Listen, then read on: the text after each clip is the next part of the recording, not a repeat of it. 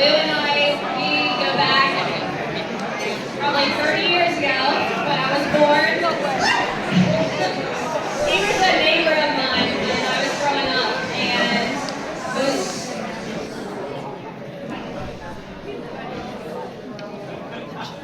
could everybody please quiet down so you can hear this young lady's story? Thank you. Thank you. So Lou and I, we go way back, and he was a neighbor of mine when I was growing up. I have many stories from when I was a child, and then now I actually worked with him the past couple of years as a CRNA, so it was cool to have that full circle moment. And this is Molly. Hi. Like Jenny said, I'm a CRNA as well, and I worked with Lou. He was one of my preceptors when I was in CRNA school. We just wanted to share a couple funny Lewisms that we just wanted to share a couple funny Lewisms that he used to tell us when he was our preceptor or when we were working with him.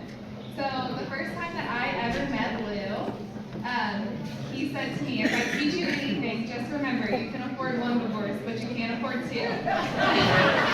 I've never been married, but good advice. Yeah, but I'll take it. And then he would also say, one of the most important things to know about providing anesthesia is where your patient is from. 50 mics of fentanyl is different for someone from Covington, I hope this doesn't offend anybody, from Covington, versus 50 mics of fentanyl from someone from Fort Mitchell. So I used to get in the habit of texting him where all of our patients were from, and anytime our patients were from a nice area, he would always respond and say, okay, Molly, but do they rent or own?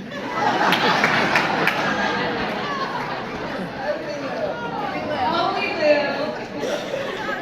He would always tell us as students, I don't care what you do, whatever mistakes you make, I probably can fix. Just don't kill him. He would always carry a realtor pen. I don't know if you know this, Mary, but he would always carry a realtor pen with Mary's picture on it. And when it went missing, you know, we love to steal pens in our jobs. And when it would go missing, he'd say, who stole my wife? He said before the night of his recertification exam, he drank quite a bit. He said in case he had any questions about alcohol withdrawal, because he'd know how to answer those questions because it would be whatever he was feeling that morning. He said, when you get down any time in the job, just remember, you only have 30 more years till you can retire. And then we have a few that were shared with us from some of our coworkers who may or may not be here.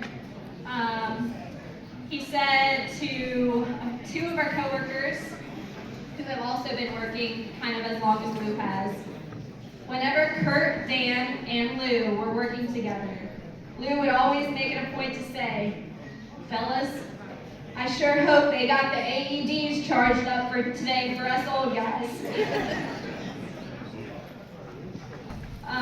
Let's see here.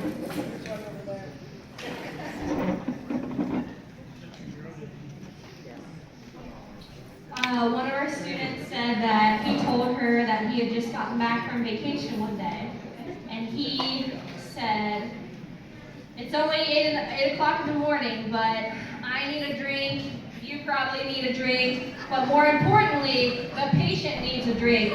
Open up those IV fluids.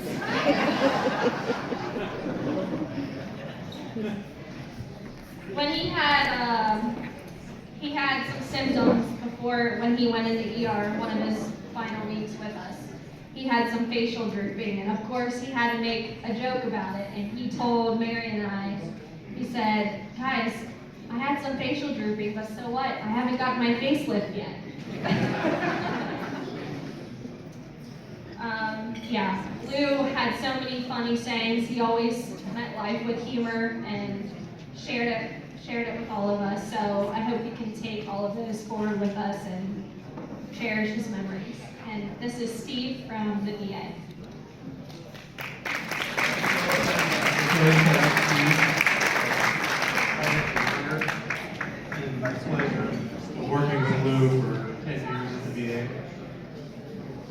Lou was a friend to everybody.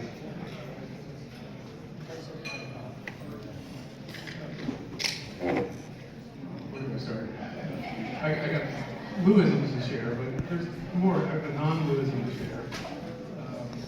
Mary, Lou, and my wife Becky and I kind of had some parallels in our relationships and our marriages. We got married a year apart. We both kind of found love at a little older age.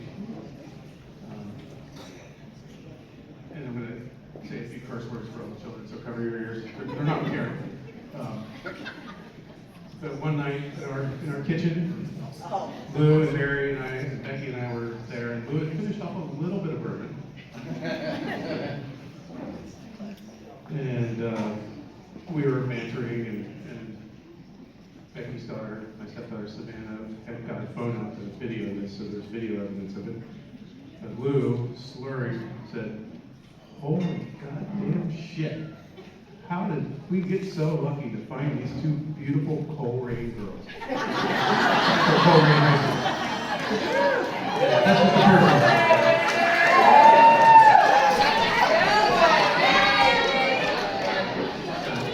Anyhow, lots of Louisms to share. My coworkers and I came up with a long list of them, only about 10% of which are scary. Most of them we can't say out loud. But one of the things about Lou is when he would deliver a punchline, you always knew when it was coming because he would start going like this. And you knew the punchline was coming, but he would start rocking back and forth. One of the things he tells every student that came through the program or came through the VA, he would tell them, whatever you do, don't get a job. Don't get a job. Don't get a job because if you show up that first Monday, they're going to expect you there every Monday for the next 35 years. And along that same lines is what Jillian shared, he would tell them not to kill him. But he'd also add, and if you do, don't chart it, and definitely don't tell me. And see, I don't think I can share that one or that one.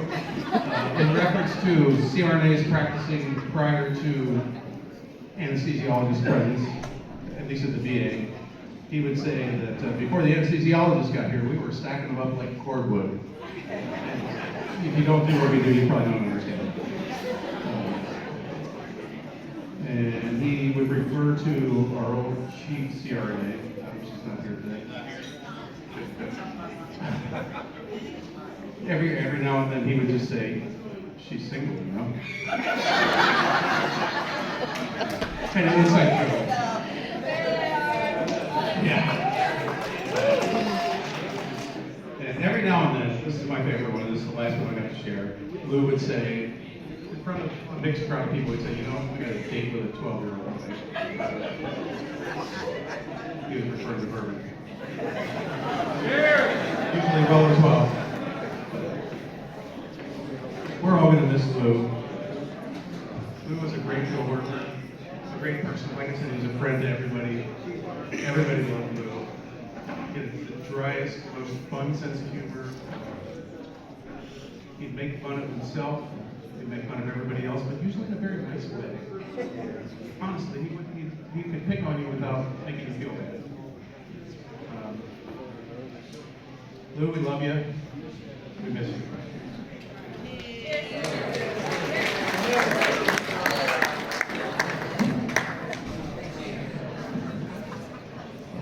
Thank you, Molly. Thank you, Jillian. Thank you, Steve, for those Louisms. While we're in the moment of sharing, I've got a couple Louisms that I'd like to share with you. So Lou would say to me, "Life is a crap sandwich. The more bread you have, the less crap you eat." Yeah. Oh. And, no, Jim, please. Hey everybody, this is Jim Dennig. This is Lou's older brother. He'd like to say a few words. Welcome, Jim. Up to the mic. Thank you. Well, Mary asked if I wanted to talk, and I said, I'm going to do my best. You saw all the pictures out there, little kids, right? Jimmy, Bobby, and Louie. There we saw the pictures of Jimmy, Bobby, and Louie. Now, Jimmy always put first because it's my story, okay? So even though I was the middle one. Lou was 4 years younger. My brother Bob is here, he was 2 years older. All our pictures, I told some people this already, were all black and white. After Mary, they were colored. So, that's all I wanted to say.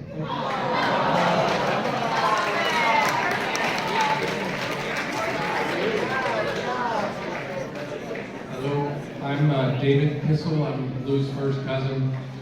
Lou's mom and my mom were sisters, and we really grew up together. Jim was about my brother's age, Lou was my age, and Bob, the older brother, was my sister's age. And we used to get together all the time. Lived in Norwood, our grandparents lived in Norwood, so I said it quite often. But when I see about all stories about Lou being, having all these refined tastes, we grew up in an era, we were talking earlier, Red Barn Restaurant. We'd get together on Sunday afternoons in the Red Barn Restaurant on Galbraith, I think it was, had a 3-piece chicken dinner with French fries, coleslaw, and a roll for 59 cents. 59 cents, and that was our big treat, and it came in a little barn house. So, getting to that was a treat for us back in the era. Our parents sacrificed a lot so that we could have a better life and enjoy things like good bourbon. And one thing I wanted to say, a lot of you might not know, Lou, in the later stages of his mom's life, Lou took his mom, Ruth, to church every Sunday and took his mom to church and lunch every Sunday. And being a nurse who cared about other people, Lou helped his mother and father have very good deaths under the circumstances. I think you know what I mean if you've been through it yourself. So Lou was a good man, and that's, came a long way, and I'm glad he found Mary and her family. So, God bless you.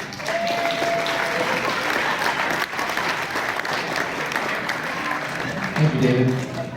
So we've heard a lot of Louisms, and I've got one to share with you. So Lou and my mother would come down and visit, and one time they came down to visit, we had converted the formal dining room into a bar. And Lou loved this bar. He walked in looking, and he goes, I love this room. And we spent that whole weekend, that whole week, you guys were there either in the pool or in the bar. And he would just go, man, you did a great job. This is so cool. So as a tribute to them, we got a couple of wine bottles, and I'm sure the ladies in here have seen those frilly frou-frou shirts you put on a wine bottle, right? And we get one that's a Hawaiian wine, a Hawaiian shirt with a straw hat. And the other one is just a grass skirt with a leg. And I go, Lou, look, it's you and Mary. And he looks at it and goes, yeah, Mary probably go topless. And just walks away. Like, didn't even wait for that to land. Just walks away. It was great. And he's told a lot of those Louisms, but he only ever told one joke. Only ever told one joke. You guys want to hear the joke? So, and he said, this is the only joke that I have, right? So a man walks into the doctor, and he's like, Doc, my scrotum's too big. I need you to help me out. And the doc's like, oh, okay. And so no, I messed up the joke. He's talking about, my Johnson's too big, and it's pulling on my larynx here. And the doctor's like, well, here, let me take some of that off. So he takes it off, and the guy's like, oh, wow, that was so great. And he leaves, and he comes back a couple of weeks later, and he goes, Doc, my wife's really upset. I need that back. And the doc goes, I don't know where it's at. It's around here somewhere. And he told it way better than that, because it was his joke. But he only ever told that one joke. And I can't do it. But while we're in the mood of sharing, I welcome anyone up who hasn't spoken already that would like to say a few words. Now's a great time to tell those stories, who Lou was to you. how Lou loved you, the times that you shared. Safe space up here, guys. I already told a really bad joke, so please. Bob, you with me? It was great.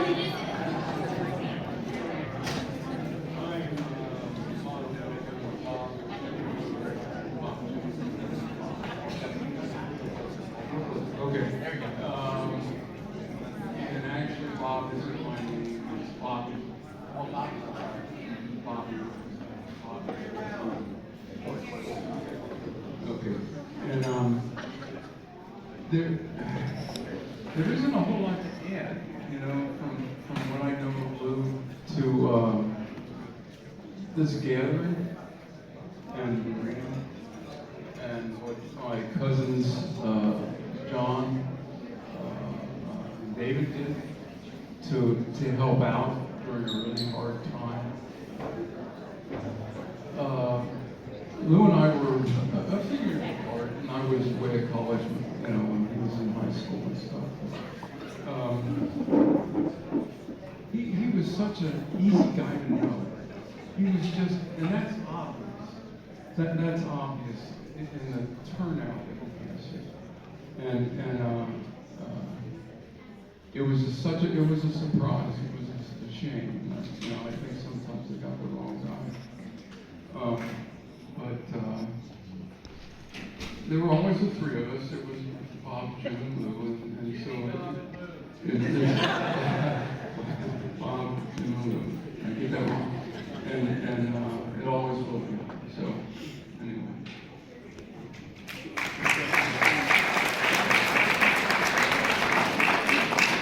Thank you, Bobby.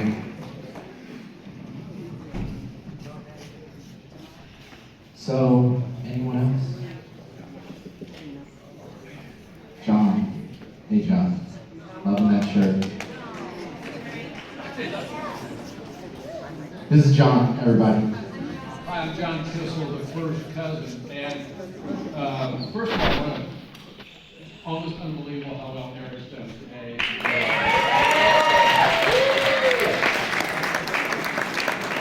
And second of all, I find it almost inconceivable we're this far into the memorial service for Lou and no one has mentioned golf. So it's almost unbelievable. Oh, you will? There's more to come? Okay, well, all I wanted to say is, when Lou's father, Lou, died, Lou got up at the church and gave a little spiel at the end. Within the Catholic Church, they don't like you to do that, but he got up and gave a spiel. I'm trying to get through this, but his last words were, "Dad, we love you, we miss you, let's tee it up."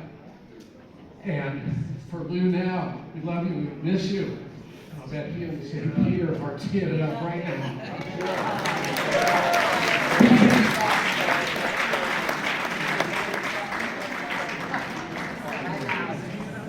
So Maymay's got a golf story, and I'd like to welcome Mom to the stage. You ready for this one? So Lou has, I guess I knew now, a 23-year-old Happy Family Gold. I think somebody said it's worth like $25,000, $20,000, I don't even know. And he always said, "It's my hole-in-one, it's my hole-in-one bottle." And I'm like, "Well, honey, you better get out there and golf so you can get a hole-in-one." And I'll tell you about that almost hole-in-one later.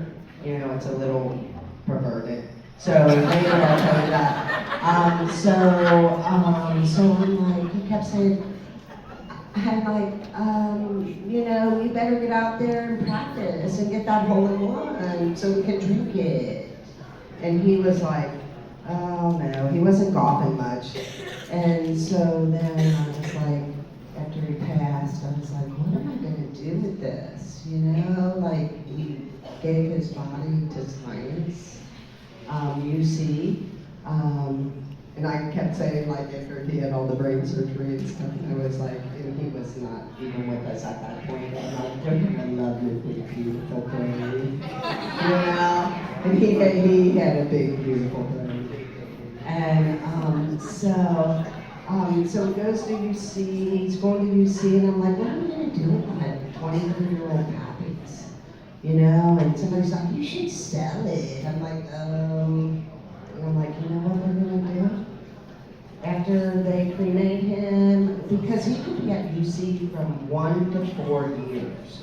I get a letter and they tell me that he could be at UC for 1 to 4 years. You know, they're looking at his big, beautiful brain. You know, and so